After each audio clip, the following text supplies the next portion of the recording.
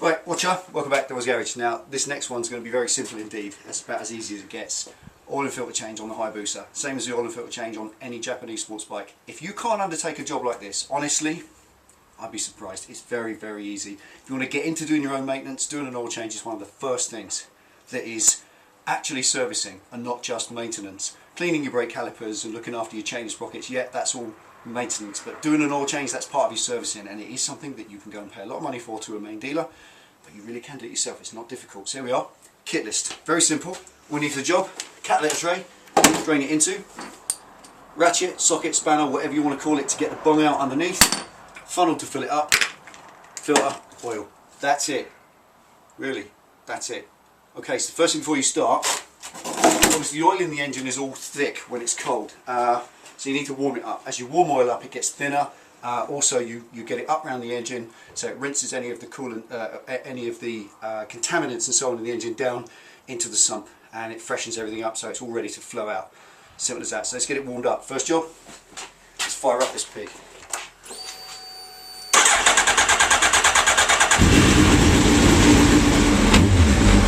Right, that'll do. Now,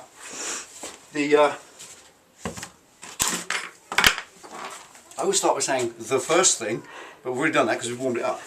So I'm going to poke a little glove on. Now I've used the forward thinking ploy of loosening the filter already. So that means just get hold of the oil filter and use the old masking tape ploy. Refer to the previous video, stick some masking tape around it or some sandpaper or whatever, and just get a quarter of a turn on it before it starts to leak and leave it there. When you just warm it up, now I can get my hand in there and it will just come undone. A drain plug in between the pipes.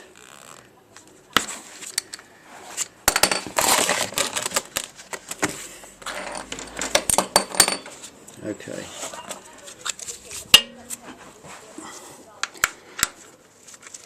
Now it's going to be hot when it comes out, but I've left the cap on the bike. So when it comes out, try and like that. So try and get the cap moving, and then come to one side. That's it. So as the cap doesn't drop into the oil. Keep it in your hand. Now as it's draining out, take a look through it. Look at this pool of oil that's coming out. It's coming out kind of a brownish colour, not completely black. And on here, on the end of that, no swarf. That's all good. There we are. So let's let that drain first.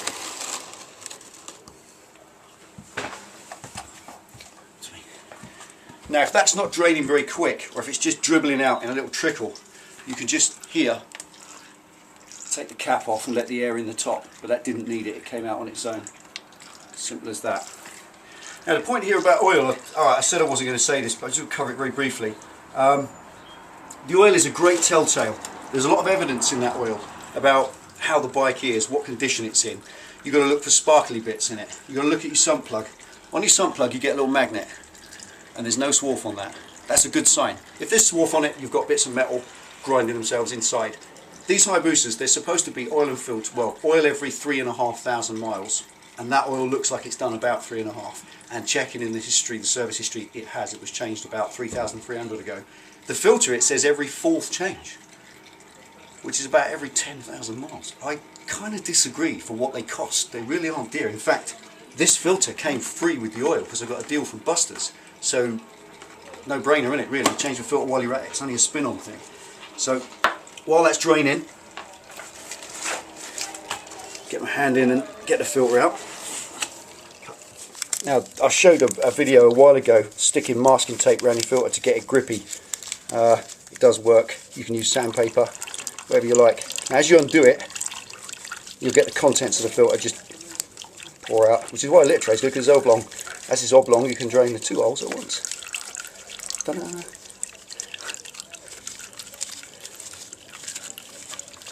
It will go all over the pipes, which will smoke lovely after. It's really hot. God. Back and my hand's burning. This is the problem when you're taking these filters off, I guess. It is saves you a lot of money though. Well, it does. It saves you money, time. £28 we paid for the whole lot. Yeah, it was. And there we are. Simple as that.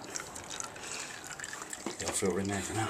Okay, now I like to get all of the old oil out, and unlike the water system, you can't flush it. Well, you can flush it, but I don't like flushing oils. And again, I'll add onto that. Mr. Haynes says to put a flushing oil into your engine and flush it out, flush out all the old stuff. Now, let's just address that for a minute. Flushing oil is a solvent. The solvent removes oil deposits, it rinses all the oil off the engine. Does that sound sensible to you? Don't really make a lot of sense to me. There's always going to be old oil in there. There really is. You can't change it all unless you take the engine apart and dry every single part with a cloth. So accept it. But go flushing it out with these solvents, these solvent-based oil flushing products. Then remember, you'll never get that out. That will get all the old oil out, but some of that will remain in the engine. And how sensible is that?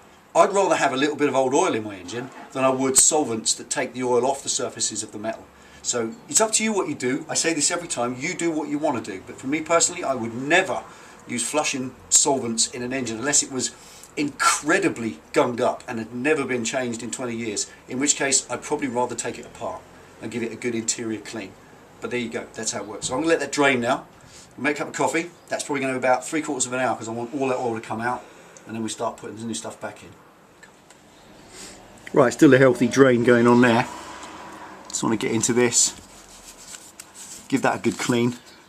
Now this mating surface, this is where the rubber gasket from the filter mates up against, and just making sure with your finger, with a bare finger, just make sure there's no little snags in it or nicks or cuts or anything that's going to rub against the filter, and it's lovely. In fact, that old oil is really not that bad at all, which is good. Quite happy with that. Quite happy. Right, time for the filter. Okay, with the filter, what you need to do is grease or oil this surface. It's already got a little bit of kind of delivery grease on it, but there's nothing as good as a finger or two of fresh oil that's going to go on it. Just spread it round.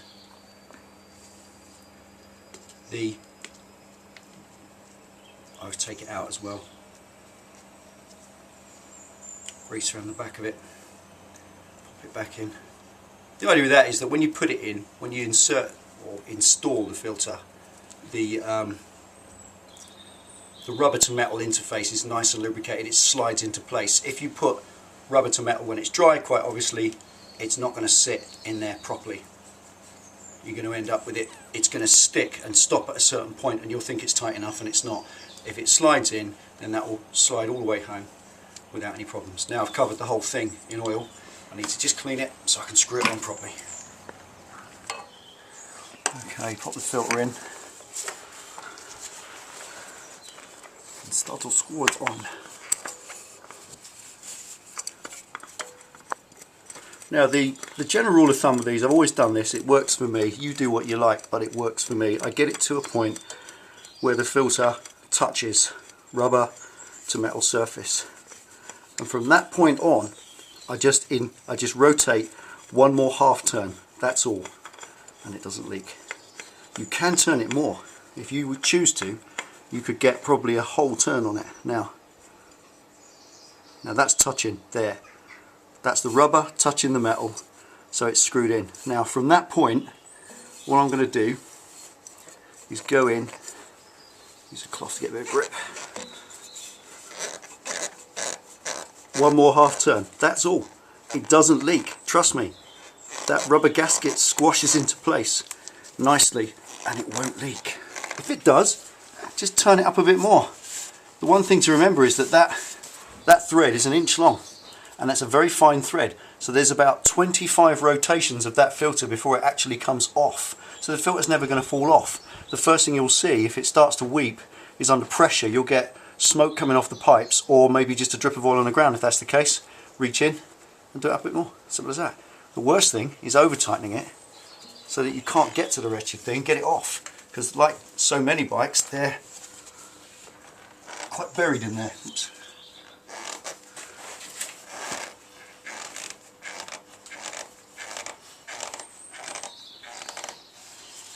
There we are, half a turn, job done. That's a filter. Okay, drain plug. Now I was talk about this a bit because this is a big bone of contention for so many people. Everyone talks about replacing. If you look on here, you've got a little squash washer there, which you think, yeah, just replace that, but it doesn't come off, so you have to put a new sump plug on, and there's no way you put a new sump plug on every time. So what I do is a little bit of this. This is Blue Hylamar. Look it up if you really want to. It's Marsden's Blue Hylamar. Okay, don't use the red stuff because that's permanent and you'll need a new sump plug then, or probably a new sump. Now just pop a little bit of this stuff round, not much. The idea is just to fill the thread up. It's a sealant and it never dries. I've done a little bit on this a little while ago. The purpose of this stuff is just to make a seal against the oil so it doesn't drain down the sides, because we're not going to do it up mega tight. Torque settings. Now in the book, in all books, there's always a setting, there's always a recommendation, and the torque setting for your sump plug is 23 Newton meters, which is about 22 foot-pounds. 22 foot-pounds. But honestly, you don't need to do it. You really don't. If you are concerned, then by all means do it, and good luck to you. But I never do. I don't bother with it because you don't need to. I'll show you. All I do is pop it into place with the Hylamar on it, screw it in. The Hylamar will form a little cushion against which that squash washer sits. Now once it's in, we'll get cloth on the floor. Now there's the trick. Hold the socket and ratchet that way on. If you hold it here, come out a bit. If you hold it here, you've got too much torque, too much leverage. If you hold it here, you've got very little, and you can't over tighten it. Can't see it either. There it is. So doing up mode. So just with the weight of your hand only, do it up. That's it. Simple as that. Don't go leaning on it. By all means, if you want to, you can torque it up. If you torque it up, that's fine, and I want to talk about that very quickly. Did you get that? So what I did there. If you look at the garages, your average mechanic will always say torque it up, because he's got liabilities. It's not his bike. You've entrusted him to fix your bike. The same as doing up that filter. He will wind that filter in as tight as it will go. He will torque that to 23 Newton meters exactly, and not a bit less. And there's a reason for it. And it's not because it will come off. It won't. It won't even come off now. That won't come off and that won't leak. He does it because, and I'm going to talk now a little bit in defense of these mechanics, because I used to be there. I was one. People can be whining bitches. They're straight off to trading standards if they get a problem. If they take their bike for a service and they put it in their garage and the next morning there's a few drips of oil underneath it and they've had an oil change, what are they going to do? Most people won't go back to the mechanic and go, it's just weeping a bit of oil, mate. You go, oh, I'll just nip it up for you. No. What they'll do, they'll go straight to trading standards, or they'll whine on a forum, or they'll go bitching on some website or on Facebook or some other crap that this garage is rubbish and that they supplied their bike leaking oil. And the poor mechanic's reputation is shot. So what he does, he covers himself. And rightly so too. He's gone out and put himself £30,000 worth of tools in place. He's put a professional reputation. He's got a City and Guilds qualification. The last thing he needs is some arrogant little turd out there seeking compensation to go and have a go at him for something that's nothing. So what he does, when he does things up, he uses a torque wrench. It's exactly the right pressure. And that's really why a lot of garages do things up so tight. And that's why torque settings manufactured or recommended by the manufacturer are what they are, so that when you torque it up to that, it won't come undone. But there's a level of looseness you can go before it comes undone. And if you put a little mark on a bolt, if it's a suspension bolt or brake calipers, I always put that little mark on with the nail varnish or the Tipex. You can keep an eye on it. It's your vigilance and your maintenance on your bike that makes it a problem if you don't do it properly. The mechanic, if he doesn't do it properly, it's quite simple. His reputation can be shot, his business could be damaged. So when he does it up, click, click, he'll use the proper torque. I don't. I just use that system. I do it up, get it there, heel of the hand on it, give it a little nip, that's it, won't come undone. The Highland Mar is a grippy substance, it's a sealant, it will stop it coming undone, and I'll keep an eye on my bike when I ride it, test ride it. When you've test ridden it, you come back and it's hot, you might want to just put the spanner back across it, give it a little nip, and you'll guarantee then never to mince things. You won't get stripped threads, and you strip a thread out of a sump on any bike, it's just a horrible repair, it really is. Engine out, engine upside down, sump off, I mean serious money. If you can't do it yourself, you're talking hundreds and hundreds of pounds or dollars, and that's not necessary. Just do it gently, go lightly as they say. Right, let's stick some oil in it. Right, at this point, dry everything off. Not because it will smoke when you start the engine up, but because if it's bone dry, that's when you can run the engine, put your hand under there and wipe it and see that it's dry. So wipe it now, make sure you get nothing off on your fingers at all, so you know it's dry. If when you've run this engine you get a bit of weepage, you know it's weeping, then you know, like I just said, put your socket back on, give it a little bit more, but that is plenty. So there we are. Also with the pipes, a little bit of common sense really, so that they don't smoke up too much. Just get a cloth, clean all the pipes off, get all the oil off everything before you fire the bike up. And around the filter, all around the base of the filter, again, same thing, so that when you fire the engine up, you can have a little grope round down there. You can bring out a dry finger and you know it's not leaking. But if it's already got oil there before you start it up, you don't know whether it's before or after start up. So before you start it, dry it all off. Right, topping your oil up is a slow process, again, a little bit like the other one with the coolant. And it just pays to set yourself up properly for the fillage to prevent some spillage. Right. This is so cool. Okay, we're looking down here. That means I don't have to touch that now, and I can just pop the oil in and watch for the little sight glass filling up, and I haven't got to mess about holding the filter, the funnel. Okay, cap on, just temporary, fire up. Just gives it 10-15 seconds just to run it up around the engine and let it settle and you check the level.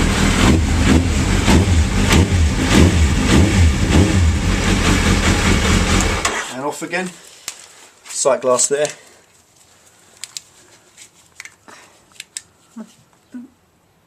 That will come up, and what we're looking for is for it to be at the full level across the top, anywhere between full and the full and the low. The low is that distance there. If it's down by that much, that's 1 litre roughly. You're a quart down, and that's just on the low level. So that's going to take just a little top up and she'll be done. Okay, now needless to say, it goes without saying that you keep a sensible, responsible attitude and you get rid of this stuff properly. This is going back in the bottle, it came in, and it will go to the recycling plant along with the coolant. So there we go, oil and filter change, Hayabusa. Ever so simple, really, you can do it yourself. Be responsible, get rid of that oil in the proper manner. Don't just dump it in the bin because then it goes to landfill. It's just not the right way, is it? So that's it. If you need to do your service, watch the video. If you get any problems, drop me a line, always happy to help. So that's it. Ride safe, spring's coming. Let's have some fun this year. Take it easy. See you next time.